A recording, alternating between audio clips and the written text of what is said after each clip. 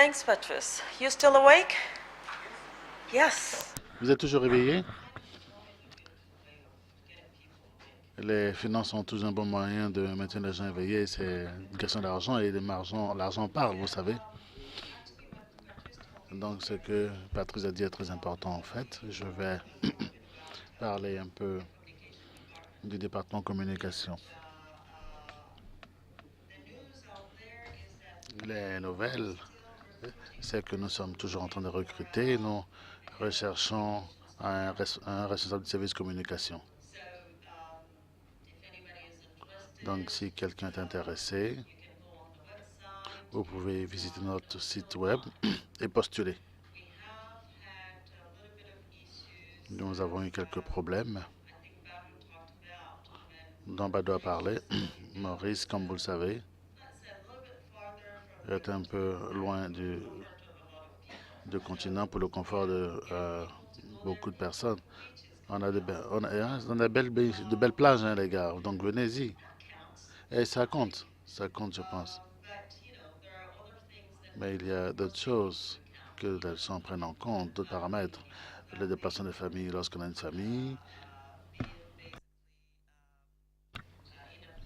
être dans un endroit où vous ne pouvez vous déplacer aisément, c'est pas quelque chose dont les gens s'accommodent. Dans tous les cas, on recrute. Si vous connaissez quelqu'un qui sont intéressés, eh bien, visitez le site web et postulez. Au département de la communication et sur la responsabilité des ressources humaines, et je vais vous dire un tout petit peu ce que nous faisons et principalement certains des appuis que nous apportons à l'ensemble de l'organisation.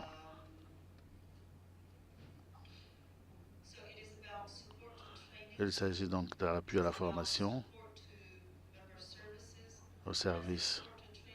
Quand je dis service d'appui à la formation, le département de la communication passe beaucoup de temps à s'assurer que les membres de nos équipes se rendent dans un endroit spécifique pour la formation et que la communauté est informée, qu'elle puisse postuler, qu'elle sache les conditions. On a les annonces sur une liste de diffusion qui est formulée par le département de la communication. Nous apportons des services aux membres, les nouveaux changements qui ont été apportés au statut et à l'accord de services d'enregistrement sont quelques-uns des éléments dont le département de communication fait la publicité. Nous espérons faire davantage. Nous les aidons également de temps en temps à toucher les membres. Comme Patrice l'a dit, l'un des problèmes dont nous souffrons, c'est d'amener les gens à payer leurs cotisations et payer à temps. Et ce qui se passe, ce que nous découvrons, c'est une question d'organisation, de questions d'organisation interne. Lorsque les techniciens savent que nous avons demandé des ressources à Afrique et qu'il faut payer, eh bien beaucoup de gens, les départements comptables n'en est même pas informé. Il ne sait pas que ces services sont payants et qu'ils pourraient recevoir une facture. Et lorsque la facture se retrouve aux mains d'une personne technique, elle n'est pas nécessairement transmise à la hiérarchie, soit au département technique, soit à la personne qui prend la décision de viser le chèque et de signer le chèque. Et donc nous avons découvert cela. On va y travailler pour s'assurer que Afrinic, en tant qu'organisation, en tant que service, ces processus que nous avons sont connus des communautés et des visiteurs sur le web. Donc le ciblage des communautés devient important pour Afrinic. Nous voyons par exemple aujourd'hui le gouvernement qui devient des membres d'Afrinic. Et ils ont, comme vous savez, des processus et faire face à ces processus pourrait devenir un élément important pour nous adapter en termes de suivi, non seulement auprès de la personne technique en charge, mais également avec leur supérieur. Quelquefois, on est obligé de faire de la plaidoirie pour rentrer dans nos fonds. Donc s'il faut qu'on le fasse, eh bien on le fera. Ça fait partie de la communication également, n'est-ce pas? Il s'agit de s'assurer que les décideurs dans les grandes organisations telles que les opérateurs télécoms et les téléopérateurs GSM, leur propre direction, savent et s'assurent qu'il existe des ressources qui sont prises par leurs agents techniques et qui sont utilisées de façon de bonne loi et qui peuvent dire également nous allons payer pour cela. Donc c'est important qu'ils le sachent. Et c'est également important, comme nous l'avons découvert le long du chemin, que les gens réalisent aujourd'hui que pour un besoin d'être un FAI, d'un LRI ou d'un RIR pour avoir des ressources auprès d'Afrique. Nous avons un petit nombre d'utilisateurs finaux. Si vous pensez que vous avez besoin d'adresse aujourd'hui, vous pouvez venir échanger avec nous. Vous pouvez nous saisir directement et solliciter des ressources. Ce n'est pas une chose qui est largement connue. Ce sont certaines des choses que nous essayons de faire pour nous assurer que la communication se fait de façon ramifiée pour toucher les populations. Et quelquefois, nous aidons à maintenir les sites web, l'affichage de nouveaux, la mise en ligne de nouveaux éléments. Quand vous allez sur les sites web, vous voyez comme les éléments d'information sur les NRO, sur les réunions, etc. Nous aidons par la traduction, je vous ai dit hier, à la session de nouveaux venus que nous avons traduit notre statut en français et en arabe. Nous avons besoin de gens pour nous aider dans toutes les langues qui sont utilisées dans les régions. Si vous pensez que cela pourrait aider la communauté. Nous sommes heureux de voir que la plupart de Moustapha de Tunisie a bien voulu apporter son concours en arabe et en anglais. C'est ce type de choses que nous voulons. Ceci nous aide. Vous avez vu le budget, ce n'est pas beaucoup. Si nous devons traduire la moitié de ce que nous avons sur les sites africains, tout notre budget y serait affecté. Ne serait-ce que dans une seule langue. Donc vous réalisez le dilemme qui est le nôtre. On a vraiment besoin de votre aide pour faire ce travail.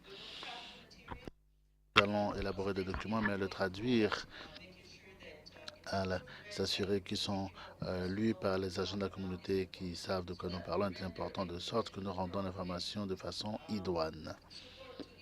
L'appui aux événements, la gestion des événements, cette réunion par exemple, les relations publiques, le marketing, l'obtention de l'appui des sponsors, travailler avec eux pour qu'ils soient des sponsors de plateforme ou autre chose.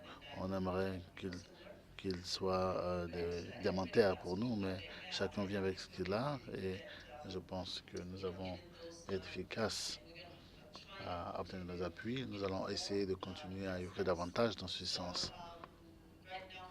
Donc pour l'heure, par exemple, l'équipe est déjà préparée à tenir le sommet Africa Internet en 2014 et le prochain sommet africain. C'est beaucoup de travail. Je suis heureuse que l'équipe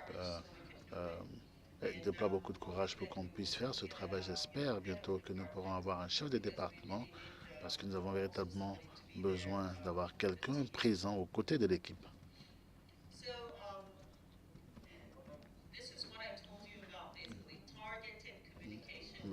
J'en vous ai parlé, il s'agit de communication ciblée à l'intention du gouvernement, aux membres. Les membres, en leur rappelant des choses telles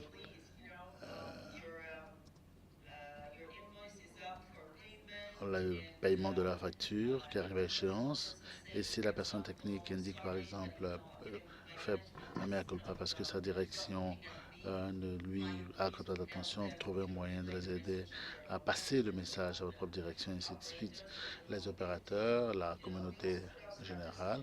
Nous avons également des statistiques et nous espérons que d'ici la fin de la journée, vous verrez les statistiques sur cette réunion. Je pense que nous avons été très satisfaits donc de la participation et des discussions.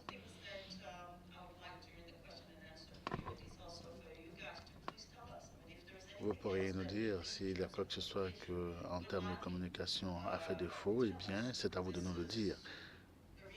C'est la raison pour laquelle nous sommes ici également. One more thing, which is really... Une autre chose, c'est l'arène internationale où la communication est fort utile.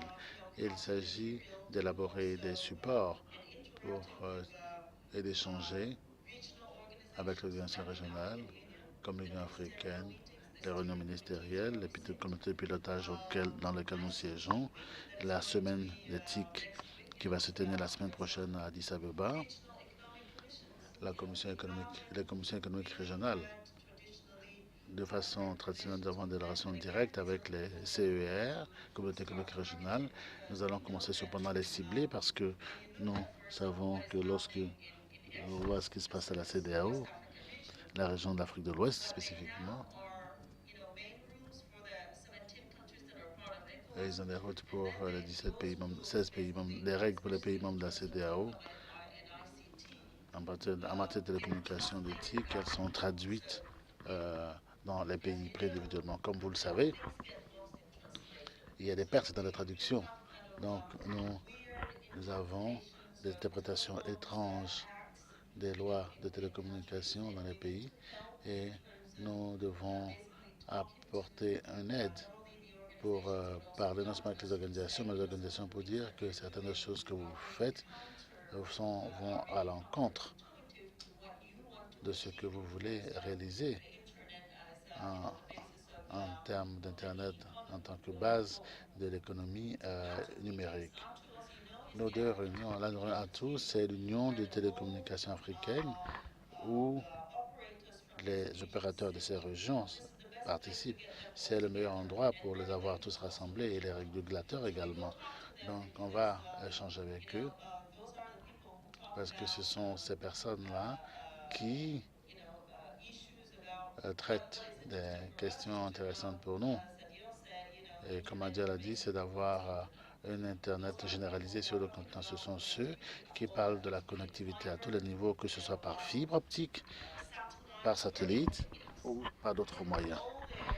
Et une fois que vous avez accès à ces gens, il faut s'assurer qu'ils savent que les APIs existent et que les nombres IP existent pour leur usage, par exemple. Nous allons à des réunions d'autres registres d'Internet. Je ne vais pas insister là-dessus parce que vous avez beaucoup entendu parler de ce qu'ils ont à dire. Et il s'agit donc de se fréquenter, de voir que dans une région, on a des choses qui peuvent également être utilisées dans d'autres régions ou qui peuvent être dupliquées ou en termes de règles et de politique, comment certains des éléments, parce que dans un monde mondial, peuvent être dupliqués ailleurs. Ce que nous faisons dans la région africaine peut, au bout de compte, les toucher d'une façon ou d'une autre. Et je pense que l'une des règles, l'une des politiques a été rejetée, par exemple, aurait pu être commune à tous les LIR, le transfert d'interregistres. Nous avons l'IGS interrégional. Encore une fois, l'objectif, c'est que nous avons l'agenda de développement, l'Afrique fait partie des communautés, donc on doit être présent, mais il faut y être parce que nous voulons que la communauté sache et comprenne ce que fait Afrique, de sorte qu'à l'avenir, elle peut venir à nous selon que de besoins. L'IGF régional africain, qui c'est une anaérobie, nous avons été à l'AGF 2013 à Bali, nous étions, on a discuté dans le cadre de nombreux panels. On a traité des questions, par exemple, sur l'épuisement des ressources IPv4, le marché secondaire de l'IPv4, les questions de gouvernance d'Internet à l'avenir. On a parlé de la formation avec ASIS, comme l'indiquait ADO.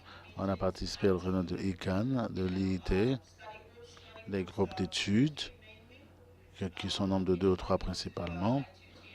Vous pouvez venir à l'IT2 pour voir ce que ces groupes d'études font, de lutter ce que ces groupes font. Et nous, vous y êtes, parce que c'est là qu'on discute des questions telles que les tarifs et autres considérations. Et certaines questions se sont posées à certains moments et vont intégrer probablement la gestion des ressources Internet. Nous étions au Forum de la politique mondiale de la télécommunication et fondamentalement avec les autres RIR, nous sommes assurés que les questions tournant autour de l'épuisement du marché secondaire de la l'IPv4, de l'IPv4 et l'avancement dans le cadre de l'IPv4 ont été discutés de façon factuelle et substantielle. On a une appréciation critique dans le cadre des documents que nous avons soumis ont été bien accueillis à Genève au mois de mai dernier. Nous avons participé à Oasis Placenta, on y discute de l'agenda de Tunis, des relations avec les OMD, l'Objectif millénaire pour le développement, que les Nations Unies vont transformer en but de développement durable, objectif de développement durable. Donc, tout ceci vise à faire en sorte que l'Afrique soit perçue comme faisant partie intégrante de la communauté. Nous voulons nous assurer que tout ce que nous faisons est su et connu dans la bonne perspective et à tous ces niveaux. Et je ne saurais vous dire certaines des questions qui se posent dans lesquelles nous avons participé, parce que vous savez déjà, il s'agit de faire en sorte que le régulateur sache comment nous fonctionnons, et comment ils peuvent participer et comment nous pouvons les aider.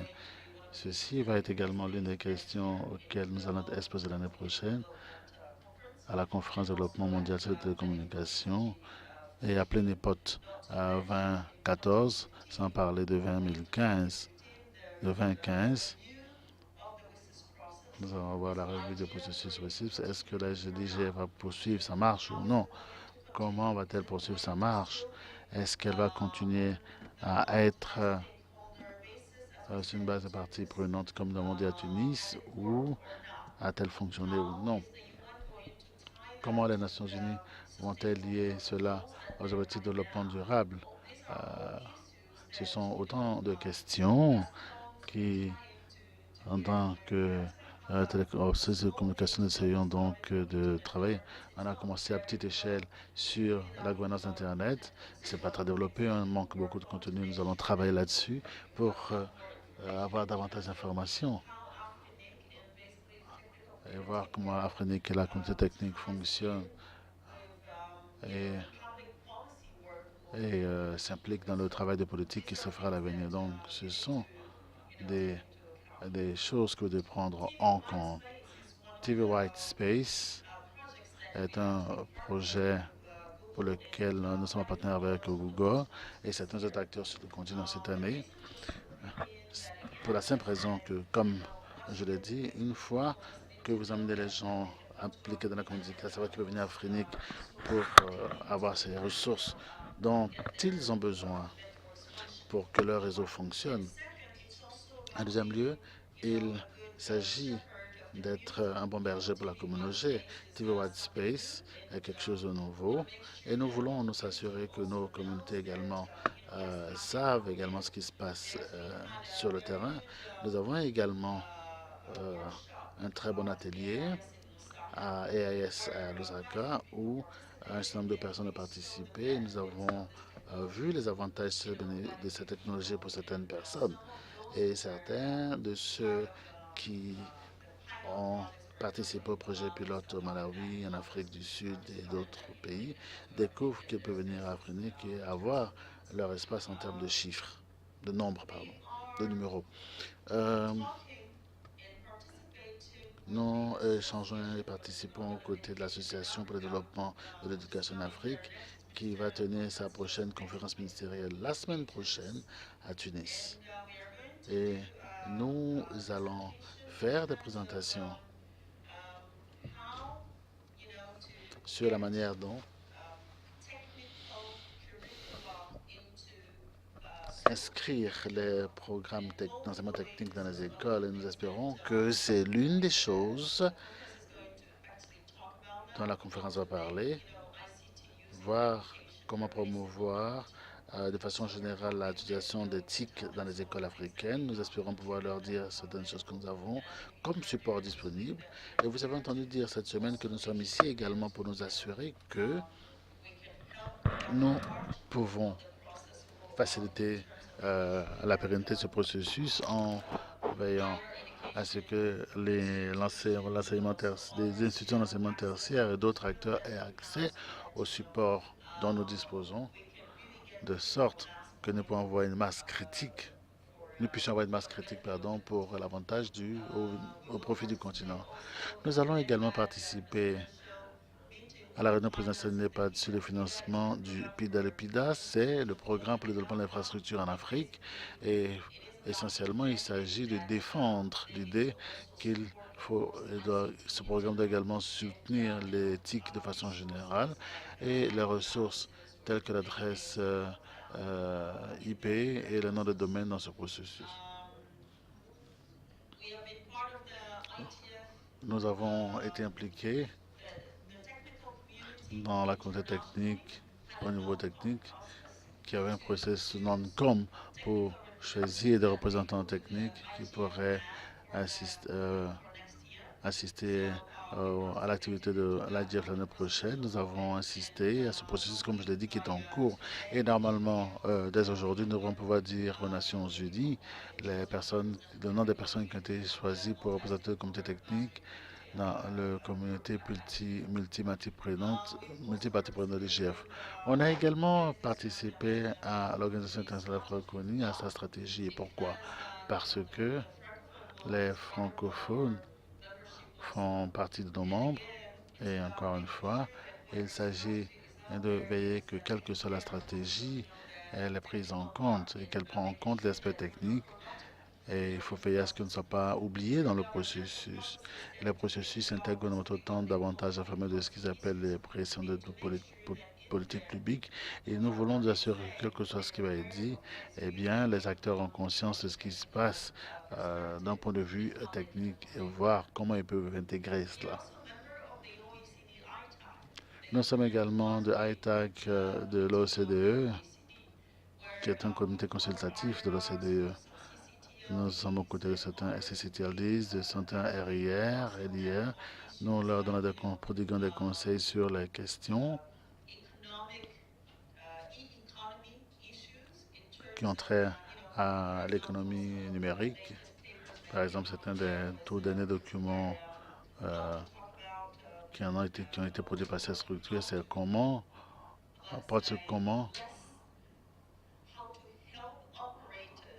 aider les opérateurs à voir que le TSCCGN,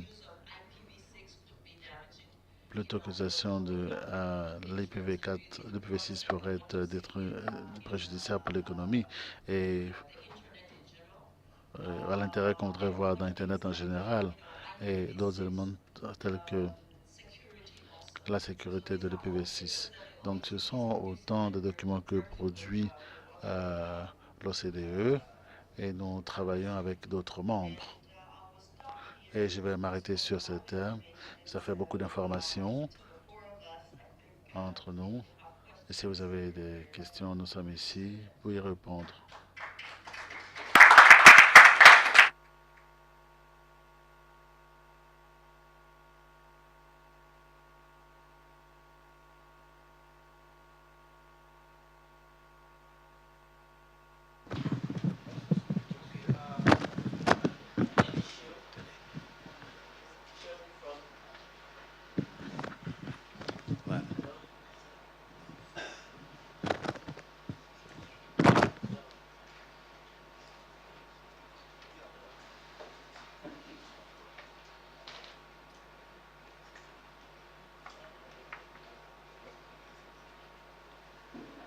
So maybe we just come here then.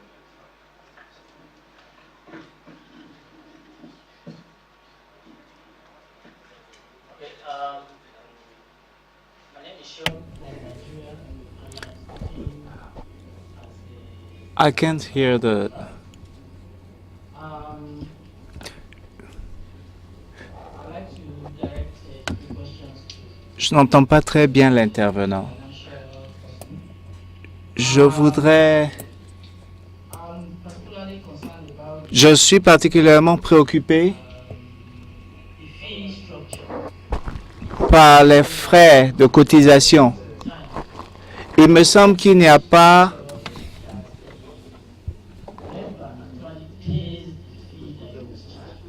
un temps précis pour que le membre paye sa cotisation. According to what's on the fee structure, you can pay 5% Est-ce qu'il y a this, and the penalty is 15% after 30 days. So it means they're either paying less or they're paying more. There's no point Je n'entends pas très bien l'intervenant. On va régler la question de micro et avancer après. The second, I think you may also need to give me clarification on that if wrong. The second observation is that I'd like to know what is the mechanism that is put in place to determine, because what I read from the fee penalty is that a defaulter will be charged up to 15%, maximum of 15%. So what determines what percentage someone gets? So does it mean if my face is fine, give me 0.5% penalty fee? So what is the mechanism to determining the penalty fee? Quel est le mécanisme? Someone who passes the test Quel est le mécanisme pour déterminer le défaut de paiement to the de quelqu'un qui n'a pas payé sa cotisation? Ma dernière question concernant les finances. Les prévisions de 200 et quelques is this $1000 de surplus, est-ce que those who are owing cela inclut ceux qui doivent relying on ou bien cela s'appuie sur le fait que des membres ont déjà confirmé qu'ils vont payer? we already say this is excess. Parce que si nous disons déjà que c'est du surplus, c'est un excédent, il faut que nous soyons sûrs que ce soit un excédent. Parce que si les gens qui doivent payer n'ont pas payé, alors on va retourner à la case départ. Donc ça, c'était pour les finances. Pour la communication, j'aimerais demander si vous pourriez envisager de donner du soutien en temps réel aux membres. There are times Il y a des moments où just need to ask nous avons besoin de poser une question, juste une question qui a besoin d'une clarification immédiate qui ne nécessite pas forcément d'attendre le processus de ticketage qui prend moins de 24 heures ou qui prend 12 heures, entre 12 et 24 heures. Donc, si nous pouvions avoir, pas pour tous, mais pour les membres qui peuvent s'inscrire et s'identifier et avoir un chat en ligne pour poser des questions au personnel. Merci beaucoup.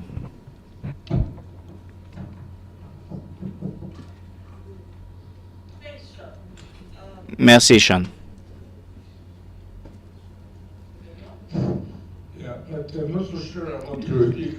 Je ne suis pas sûr.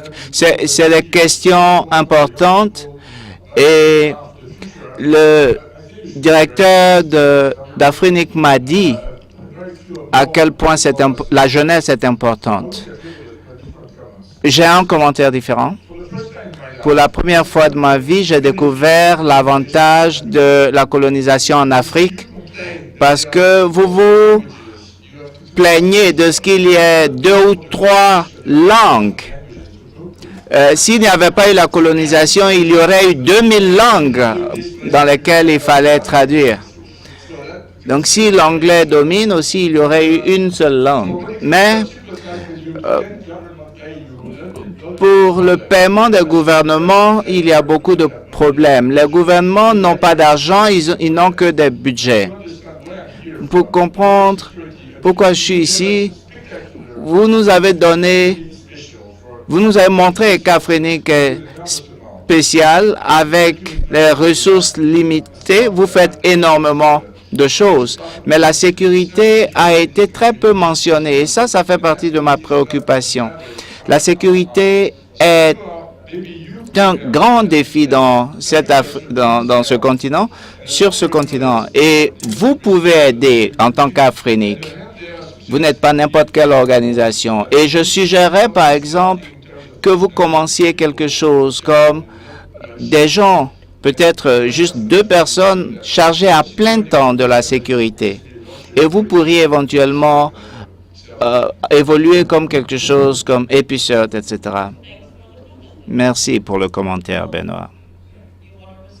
Est-ce que vous voulez répondre plus tard, Badiel?